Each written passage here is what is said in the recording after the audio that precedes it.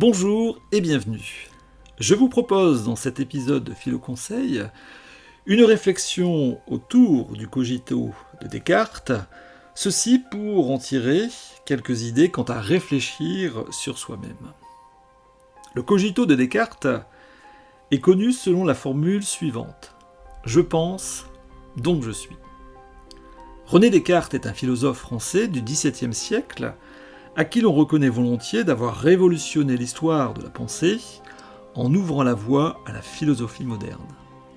Décidé à remettre en question les fondements mêmes de la connaissance, Descartes applique alors une méthode radicale en doutant de tout, ceci pour atteindre une vérité incontestable à partir de laquelle il sera possible ensuite, avec la raison, de repenser le monde. Il en arrive à la conclusion suivante. La seule chose dont je ne peux pas douter, c'est que je suis en train de douter. Il existe ainsi, selon lui, une pensée qui, quelles que soient les conditions, est capable de douter, et donc avec cette pensée un je qui la supporte, puisque pour douter, donc penser, il faut bien que j'existe. Je pense, donc je suis.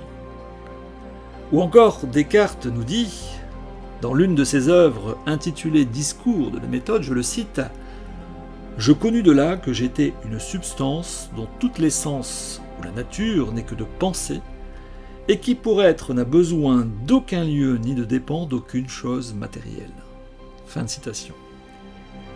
Descartes considère donc que la pensée qui prouve que j'existe est de nature métaphysique, c'est-à-dire se trouvant en dehors du monde physique. Ainsi, selon lui, pour accéder à ce qui est vrai, on ne peut qu'emprunter un chemin dont le point de départ est métaphysique.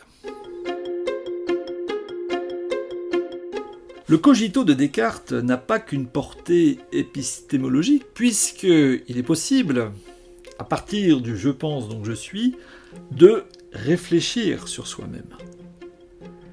Il s'inscrit également, ce cogito, dans une tradition philosophique dont l'idée centrale tient à la séparation de l'esprit et du corps. L'homme serait ainsi la combinaison de deux substances distinctes l'une de l'autre, l'esprit d'une part, le corps de l'autre, le premier de nature métaphysique, le second, le corps, d'ordre physique. Le cogito de Descartes contribue ainsi au débat séculaire sur l'association et l'indépendance de l'esprit et du corps, et que l'on peut résumer de la façon suivante. L'esprit commande-t-il le corps, ou est-ce le corps qui détermine l'esprit ? Et sont-ils totalement séparables pour considérer que l'esprit ne périsse pas avec le corps, une fois la mort venue ? S'appuyant sur le cogito de Descartes, je pense, donc je suis, ne peut-on pas envisager que l'esprit, en précédant le corps, ne lui est pas soumis quant à sa fin ? Certains auteurs s'y refusent, allant même jusqu'à remettre en cause le cogito de Descartes. Nietzsche en fait partie. Nietzsche nous dit en effet dans son œuvre « Par-delà le bien et le mal », je le cite, « Quelque chose pense, mais que ce quelque chose soit justement l'antique et fameux « je », ce n'est à tout le moins qu'une supposition, qu'une allégation, ce n'est surtout pas une certitude immédiate. » Fin de citation. Autrement dit, certes, je pense, mais cela en rien ne prouve que la pensée soit une substance à part entière et totalement indépendante du corps. Au contraire, selon Nietzsche, la pensée est un effet du corps. Le corps, selon lui, précède l'esprit et non l'inverse, comme le laisse à penser le cogito de Descartes.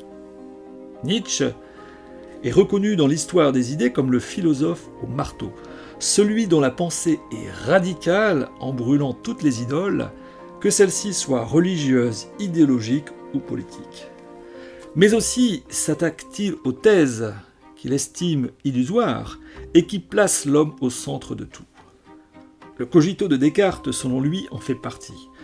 Pour que la pensée puisse exister, il faut bien un support, c'est-à-dire le corps. En revanche, le corps, lui, n'a pas besoin de la pensée pour être au monde.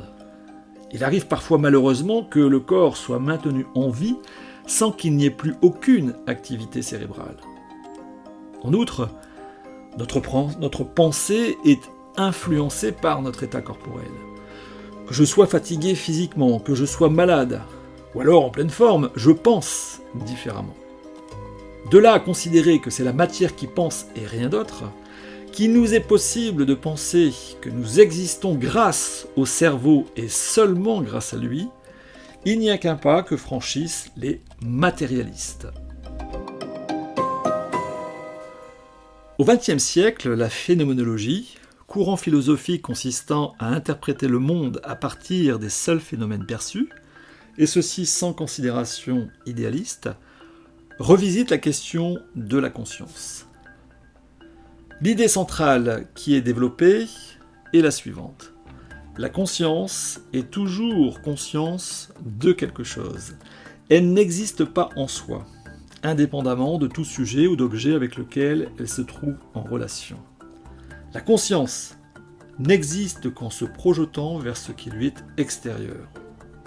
Le fait même de dire que j'ai une conscience, ou même que je suis une conscience, pour reprendre l'idée du cogito de Descartes, est une opération de la pensée qui s'inscrit dans une relation. Jean-Paul Sartre le dit bien mieux dans le tome 1 de son livre intitulé « Situation », je le cite. « La conscience n'a pas de dedans, elle n'est que le dehors d'elle-même, et c'est cette fuite absolue, ce refus d'être substance qui la constitue comme une conscience. » Fin de citation. La conscience, finalement, serait un mouvement et non une substance, comme le propose Descartes. Je pense parce que je suis en situation, en relation, et non pas seulement parce que je suis. Par exemple, une fois endormi et à défaut de rêver, je ne pense pas, pourtant je n'en existe pas moins, et ceci bien heureusement. Avec la phénoménologie, la conscience étant toujours conscience de quelque chose, impossible de lui prêter une indépendance absolue comme supposé avec le cogito de Descartes. En outre, peut-on envisager que l'on existe sans les autres ? En effet, lorsque Descartes affirme que je pense donc je suis, il ne parle qu'à la première personne. Et ainsi, l'on peut très bien estimer avec lui être seul au monde.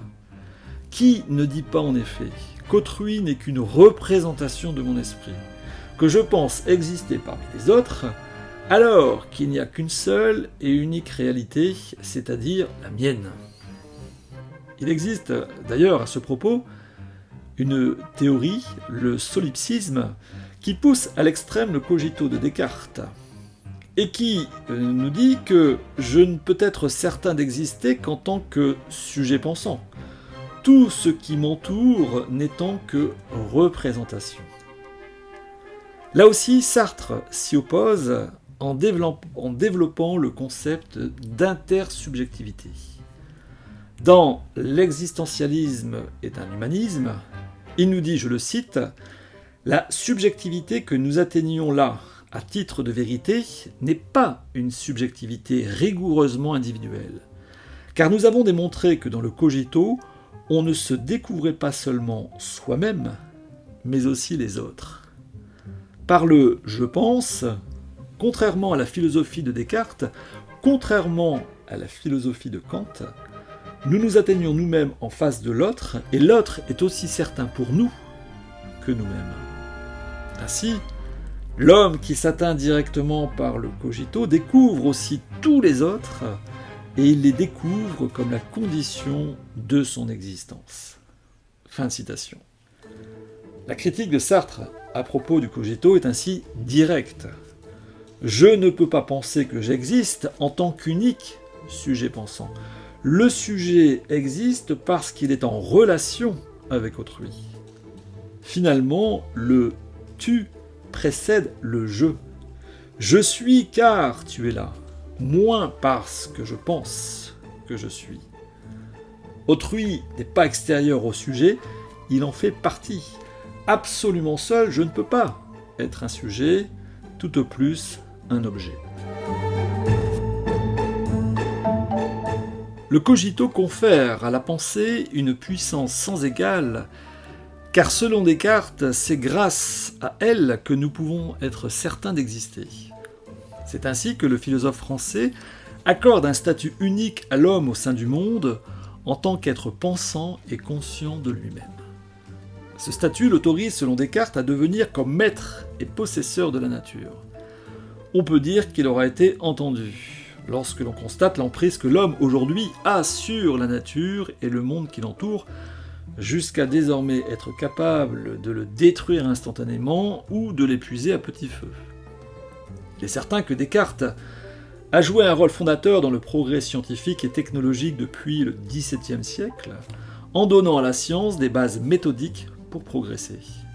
Cette forme de toute-puissance que reconnaît Descartes à l'esprit humain a pourtant été contredite par un autre penseur illustre, Freud en l'occurrence, qui provoqua une révolution conceptuelle et également pratique au sujet de l'homme et de son rapport à lui-même.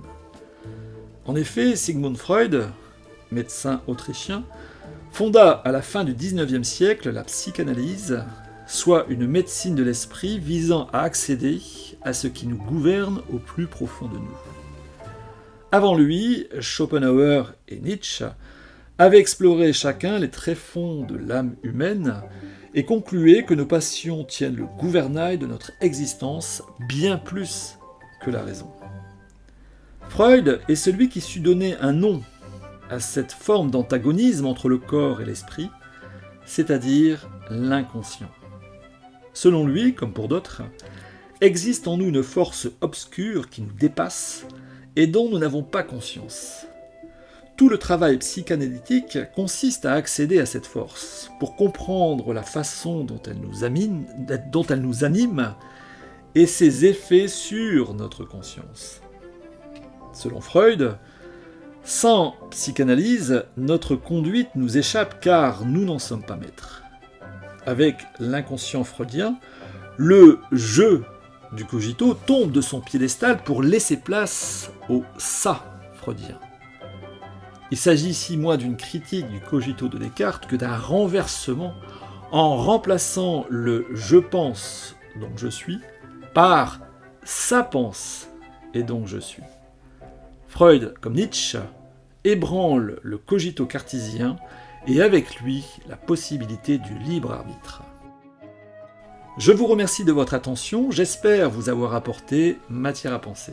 N'hésitez pas à me laisser un commentaire à la suite de ce podcast. J'aurai plaisir à vous répondre et peut-être poursuivrons-nous la réflexion ensemble.